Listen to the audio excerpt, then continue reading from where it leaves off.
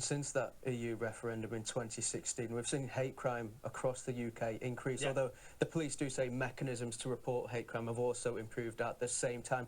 Do you fear if there was to be another public vote, that division across the UK would only increase? We may continue to see hate crime, for example, here in the West Midlands as well. I don't think that another public vote will make any difference to that. The country's split.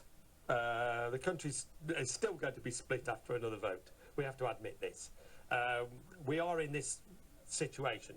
I'm not sure how much the impact of Brexit has had on hate crime.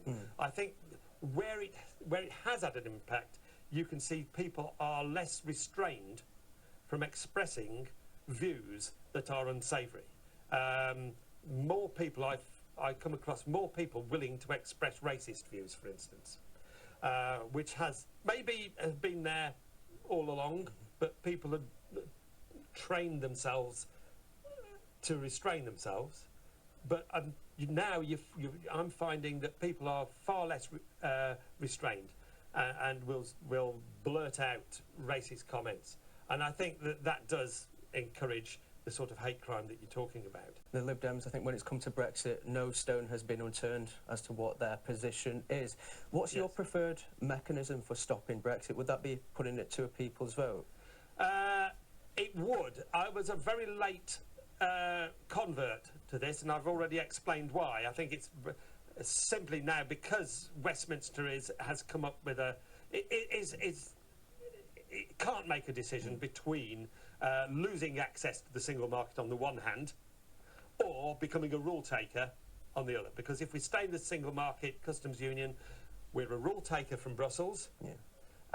We have no voice in making those rules, but at least our industry can carry on with its just-in-time complex supply chains across Europe, which it needs. But if we put up a hard border, then the impact on the economy will be devastating. So asking MPs to decide between those two options isn't good. So I think now we have to go back to the people.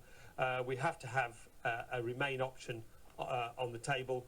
I'm not concerned as to what the other options are, whether it's Theresa May's deal, whether it's no deal, whether it's a Labour Party type deal with the customs union. You could even put all of them on the table and have a 1, 2, 3, 4 transferable vote. But I think it's absolutely necessary now that there is a people's vote with very clear options and outcomes on the table, not a vague do you want to stay or go without any thoughts as to how to actually carry that out. How many seats do you think the Lib Dems should be targeting in Westminster at the next general election, whenever that election is? I think we've got to stop, largely stop targeting, because targeting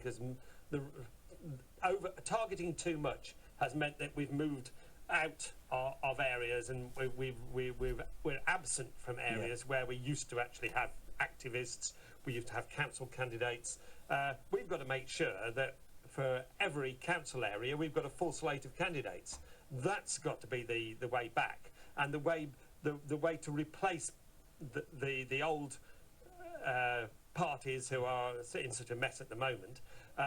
The way to replace them is actually to be able to represent the population across the whole patch. Obviously, then some of those seats will be more winnable than others, and when the election comes round, then you put your extra effort into winning those seats. And if we do that, then we can get over 100 seats. We can get up between 100 and 150 seats at a general election. And going forward from that, there's no reason why we shouldn't be the main party of government.